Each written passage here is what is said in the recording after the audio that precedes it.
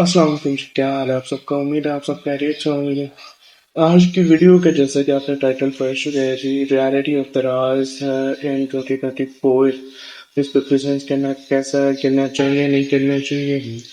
So start करते हैं। ठीक है, आज की वीडियो के अंदर मैं सारा कुछ बताऊंगा कि दराज के मैं सिर्फ फायदे नहीं बताऊंगा, मैं आपको उसके नुकसान भी बताऊंगा ताकि जब अगर आप स्टार्ट करें तो आपको वो इश्यूज ना आए जो कि लोग बताते नहीं हैं और आप उसके लिए रेडी हो पहले से। सो आज की वीडियो बनाने का मकसद सिर्फ और सिर्फ ये है। तो आज क्योंकि मैं अगर अपनी बात करूँ तो मैं एक सेलर हूँ दराज के ऊपर, मैंने ऑलमोस्ट 3 साल लगाए हैं। ठीक है, और बड़ा मिला जुला एक्सपीरियंस है। आज के टाइम पर उतना मज़ा नहीं आता जितना पहले आता था दराज के ऊपर काम करने का। सो सबसे पहले एडवांटेजेस की अगर हम बात करें, ठीक है। सो सबसे पहला, आप दराज के ऊपर अगर आपको लोकल ई कॉमर्स के अंदर आपको लोग इंकरेज करते हैं कि आप दराज के ऊपर आएँ, तो उसकी जो मेन वजूहत में से जो फर्स्ट है, आई थिंक मेरे ख्याल से सबसे फॉरमोस्ट, तो सबसे ऊपर रीज़न आती है वो है स्टोर मेकिंग। ठीक है, दराज के ऊपर store making is so easy. ठीक है, आप आने पर जस्ट गो टू दराज डॉट पी के एंड साइन अप। ठीक है, आपसे वो आपके नाम पूछेंगे, आपसे एड्रेस पूछेंगे, आपका आईडी कार्ड पूछेंगे, आपकी चेक कॉपी वगैरह लेंगे एंड दैट्स इट। ठीक है, आई थिंक 2 दिन का अप्रूवल होता है उसके अंदर, वो आपका चैनल उसका आपका स्टोर अप्रूव कर देंगे, देन आप लाइव हो जाएगा। ठीक है, ये आपका पहला होता है।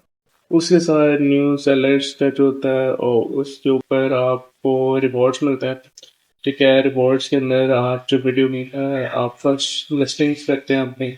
ठीक है, आपको छोटे छोटे टास्क दिए होते हैं, टारगेट्स दिए होते हैं, उसके अंदर आपने पहले क्या कहते हैं 5 लिस्टिंग करनी हो तो आपको एक रिवॉर्ड दिया जाएगा।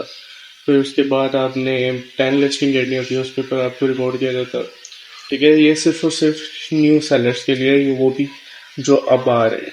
ठीक है, पुराने सेलर्स के लिए वाली जो है चीज़ें नहीं मिली। सो इसके अलावा आप फेसबुक शेयर कर रहे हैं, उसके रिवॉर्ड है एंड इस तरह के टास्क है तो आपको रिवॉर्ड मिलता है। रिवॉर्ड 2 किस्म का होता है, एक बूस्ट होता है, आई थिंक 4-5 बूस्ट मिलते हैं आपको।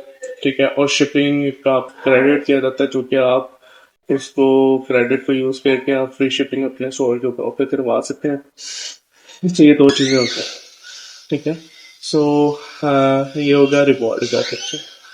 उसके बाद हम आते हैं लिस्टिंग। लिस्टिंग इजी है दराज के ऊपर, अगर आप आते हैं तो आपने अपनी प्रोडक्ट को लिस्ट करना है तो इजी है।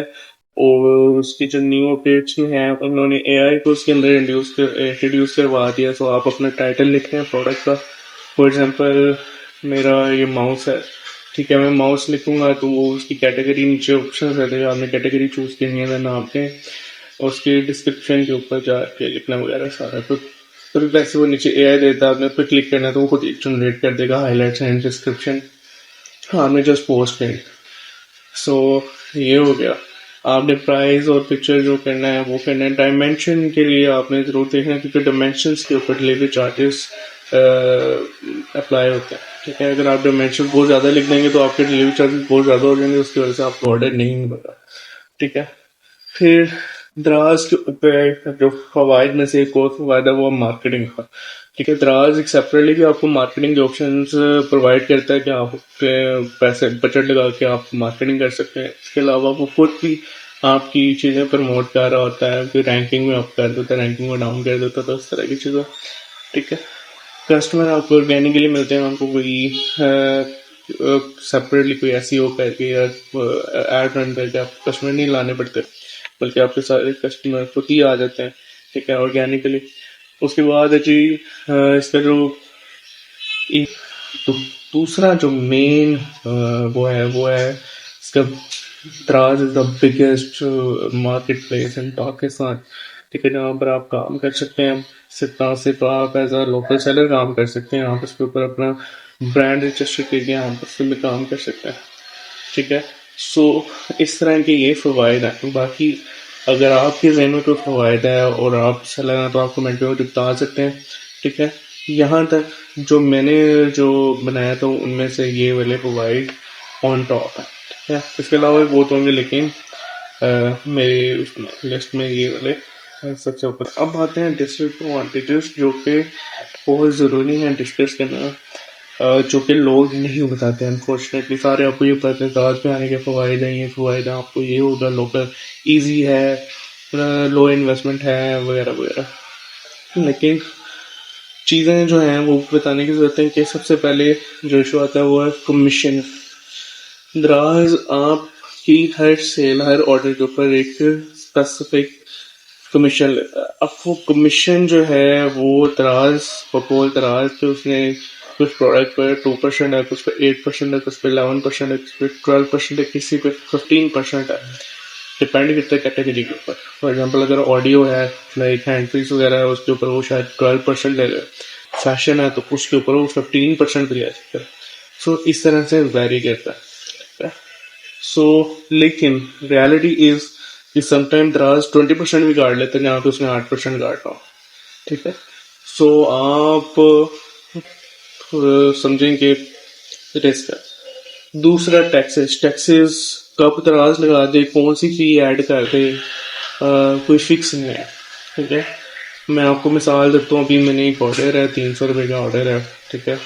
वो मैंने सेंड किया है, तो वो जो मेरी कॉस्ट, प्रोडक्ट कॉस्ट है, मैं पैकिंग कॉस्ट पे नहीं जा रहा, प्रोडक्ट कॉस्ट है, उसको भी उसने उससे भी कम उसने पे आउट किया मतलब, ठीक है। एंड आई डोंट नो उसने कौन से फीसेस लिए, कौन सा किया। उसके अलावा एक और प्रोडक्ट है, वो 225 की प्रोडक्ट थी, जिसके ऊपर से उन्होंने 60 रुपये दिए, ठीक है। And I don't know how कि उन्होंने किस तरह से कैलकुलेशन की, ठीक है। सो ये तो मैं, अब उसके ऊपर आ जाता है कस्टमर स्कैम्स है। कस्टमर स्कैम जो है वो सबसे बड़ा आपको सेटबैक है दास के ऊपर, ठीक है। कस्टमर का फ्रॉड जो है वो स्ट्रीम भर चुका है लोकल गवर्नमेंट के अंदर। ये मैं बात आपको पहले बता दूं कि दराज के ऊपर इंस्टेंट रिफंड होता है। तो फॉर एग्जांपल आपका ऑर्डर डिलीवर हुआ वो अगले ही मिनट कस्टमर के जी मैंने रिटर्न करना है, तो वो दराज को कहता है प्रोडक्ट ही आप ले लो, आप रिफंड भी आपको कर देता है और सेलर को वापस उसके नहीं मिलता है, लेकिन सेलर को पैसे मिल जाते हैं। दूसरा होता है जो कस्टमर की तरफ से आता है जी, कि कस्टमर ऑर्डर कर लेता है, उसके पास पैसे नहीं होते और आपका ऑर्डर वहां पे जाता है, राइडर लेकर आता है, वापस लेकर आता है, एंड उसकी पैकिंग डैमेज होती है, तो प्रोडक्ट डैमेज हो जाती है, एंड वो सारे का सारा लॉस आपके ऊपर है। ठीक हो गया। वो उसके बाद आ जाते हैं सेलर सर्विसेज। जो सेलर सर्विसेज के ऊपर इन्होंने बंदे बिठाए हुए हैं जो आपको चैट के ऊपर हेल्प करते हैं, सारा कुछ है।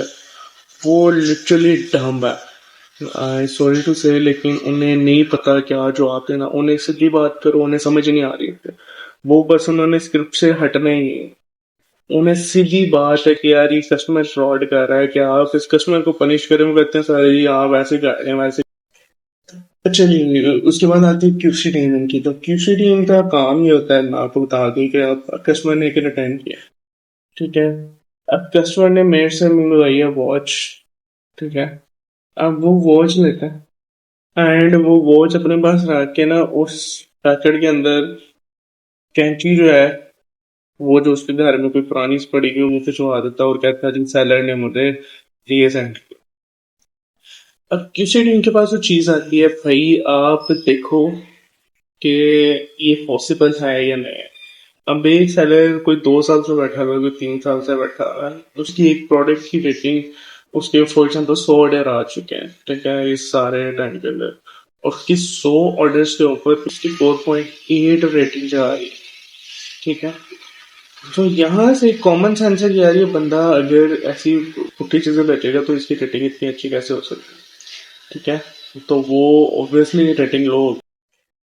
अच्छा जी, उसके बाद आती है क्यूसी टीम इनकी। तो क्यूसी टीम का काम ये होता है, मैं आपको बता दूं कि आप कस्टमर ने एक रिटर्न किया, ठीक है। अब कस्टमर ने मेरे से मंगवाई है वॉच, ठीक है। अब वो वॉच लेता है एंड वो वॉच अपने पास रख के ना उस पैकेट के अंदर कैंची जो है, वो जो उसके घर में कोई पुरानी सी पड़ी हुई वो खिंचवा देता है और कहता है जी सेलर ने मुझे ये सेंड किया।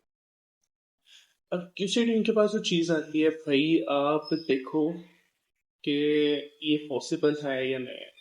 अब एक सेलर कोई 2 साल से बैठा हुआ है, कोई 3 साल से बैठा हुआ है, उसकी एक प्रोडक्ट की रेटिंग, उसके फॉर एग्जाम्पल 100 ऑर्डर आ चुके हैं, ठीक है, इस सारे टाइम के अंदर, और उसकी 100 ऑर्डर्स के ऊपर उसकी 4.8 रेटिंग जा रही है, ठीक है।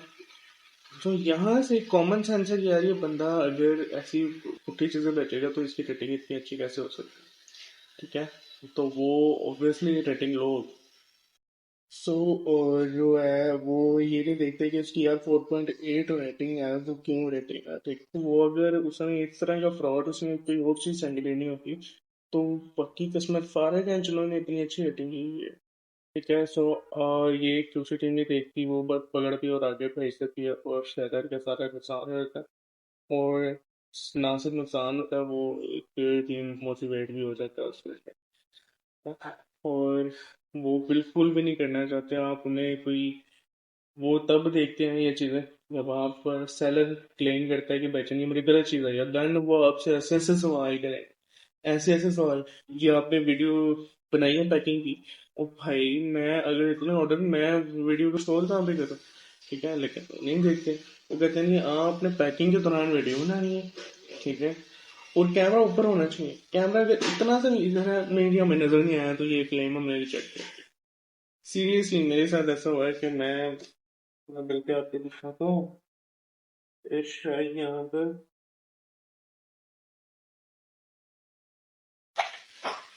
मैं दराज पे मैं अभी यहाँ पे लगा देता हूँ बैटरी, मैं सेंड करता हूँ। अब मैंने दराज पे कस्टमर को बैटरी सेंड की, और वापसी में उस बंदे ने बैटरी डाल के मुझे ये सेंड किया, ठीक है जी, जिसका कवर में नहीं लगा हुआ। और मुझे यूज बैटरी सेंड कर दिया। अब मैंने क्यूसी को मैंने किया, मैंने कहा कि ये पैकिंग वीडियो है, ये है, मैंने तो ये वाली प्रोडक्ट पैक किया।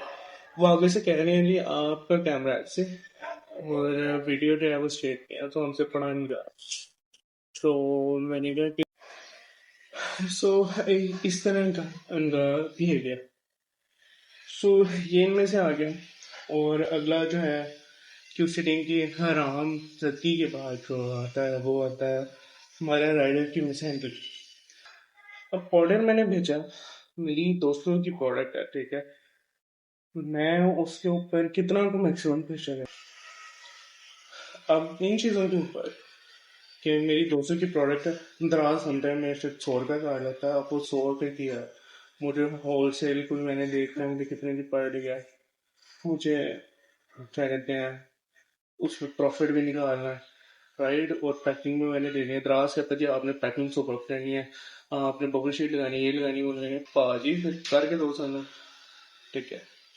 फॉर एग्जाम्पल अगर मैं पैकिंग के ऊपर मैं 40 रुपये लगा देता हूँ, 200 की प्रोडक्ट है मेरी, दराज से 100 रुपये काट लेना, मैं 60 रुपये के अंदर मैं क्या प्रॉफिट करूँगी, ठीक है। और माशाल्लाह से वो भी जो कहते हैं ये तोड़े में मार के, तोड़े ऐसे नीचे मारते हैं जो आपकी नाजुक चीज़ों को टूट है।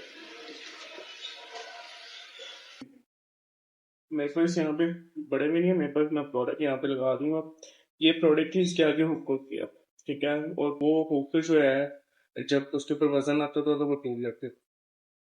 सो और वो जब भी कस्टमर के पास जाती थी, मेरी वो one of the best selling products में थी, लेकिन उसका टिश्यू इतना आया कि मुझे वो हटानी पड़ी, क्योंकि वो इतना बुरा कहते थे, जिसके पास जाती थी वो टूटी नहीं जाती थी, इसकी सामने वाली हुक टूट जाती थी, तो कस्टमर कहता था नहीं मुझे टूटी नहीं मिली है, तो उस हक का जो रिटर्न है वो करना शायद हो जाता, ठीक है।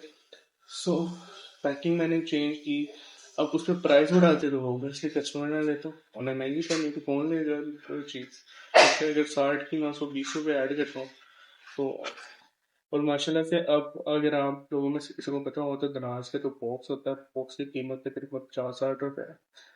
अब कस्टमर कहते हैं नहीं आप 50 रुपये वाली चीज़ है वो 60 रुपये वाले बॉक्स में डाल के दें और ले, लेकिन नहीं हमें 70 रुपये पूरी प्रॉफिट, कहते हैं यार तुम रहने,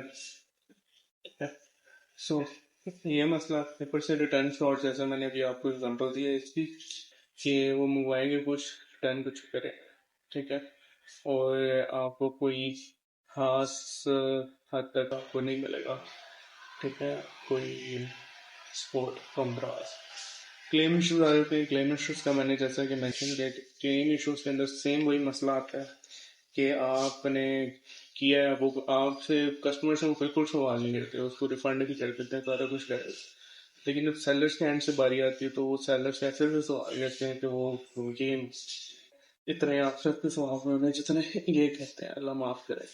सो ये जी आपने वीडियो क्यों नहीं बनाई, आपने ये किया, वीडियो समटाइम्स सेंड कर दो फिर भी कहते नहीं आपने सेंड नहीं की, रिजेक्ट को रिजेक्ट करिए आप। सो ये इशू है, लिस्ट का इशू है जी, आप कस्टमर ने ऑल्स रिटर्न किए हैं, ठीक है, फजूल के। एक कस्टमर है जी, उसने 3 प्रोडक्ट्स आपसे लिए और उसने तीनों जो है, ठीक है, आपको रिटर्न मार दिया और वो चीजें भी दूसरी सेंड करेगा, ठीक है। जैसे मैंने बताया कि मैंने वॉच कस्टमर ने ली है और उसने 3 वॉच लेके 3 बैटरियां उसने सेंड करवा दी है, तो दराज कहता है कि आपको आपका रिटर्न डेट आता है, आपका क्वालिटी इशू है, तो इसलिए आपको स्टोर फारग कर दे हफ्ते के लिए, ठीक है। सो समझ से बाहर है कि किस तरह से लाइक ऐसे कैसे, और अगर एक वीक में 2 दफा हो गया, एक महीने में 2 दफा हो गया, तो आपको स्टोर परमानेंटली उड़ा दे, ठीक है। प्लेंटीज अब एक बंदे को पहले से ही नुकसान बढ़ा हुआ है, 200 की चीज है, वो कस्टमर रिटर्न डायरेक्ट दिखाना, और ये उस पर 500 की प्लेटी डाल देगा, 1000 की प्लेटी डाल देगा, 1500 की प्लेटी डाल देंगे, उसको पहले प्रॉफिट नहीं हो रहा है, पर से हम उसको प्लेटी डाल रहे हैं, तो बेस्ट चल रहा है। उसके बाद आए थे जो एक और इशू है फॉर लाइक जिनकी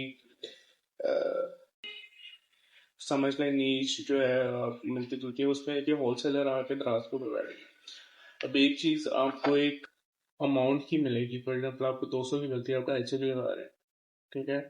अब आप अपने 250 के लिए ही लगा सकते हैं, इससे कम नहीं लगा सकते, सारी पोस्ट डाल के सारा कुछ, ठीक है। वहां से होलसेलर आ गया, वो 200 के लगाते हैं, तो आपका तो वहां भी मर गया, कस्टमर के साथ चल जाएगा, तो होलसेलर्स ने आया, इन्होंने बड़ा प्रिपरेशन टाइप करके, ठीक है। सो ये मसाइल हैं। सो फायदे तो बहुत हैं लेकिन नुकसानात भी बहुत हैं, ठीक है। नुकसानात क्या है, नहीं आपको मैं बता दूं कि ये वो चीज़ें तो कि आप अपने त्रास का स्टोर शुरू करें तो ये चीज़ें अपनी नज़र में रखें, ठीक है। सो इसके अलावा कोई नुकसान या एडवांटेज है या डिसएडवांटेज है, वो प्लीज़ कमेंट में मुझे बताइएगा, अगर मैं कुछ भूल गया हूँ या कोई ऐसा फ़ायदा जो मैं नज़रअंदाज किया गया तो वो भी तो बताइएगा। सो वीडियो को लाइक कीजिएगा, सब्सक्राइब कीजिएगा एंड शेयर कीजिएगा, एंड अपने कमेंट्स में अपने फीडबैक जरूर दीजिएगा। तब तक के लिए टेक केयर एंड अल्लाह।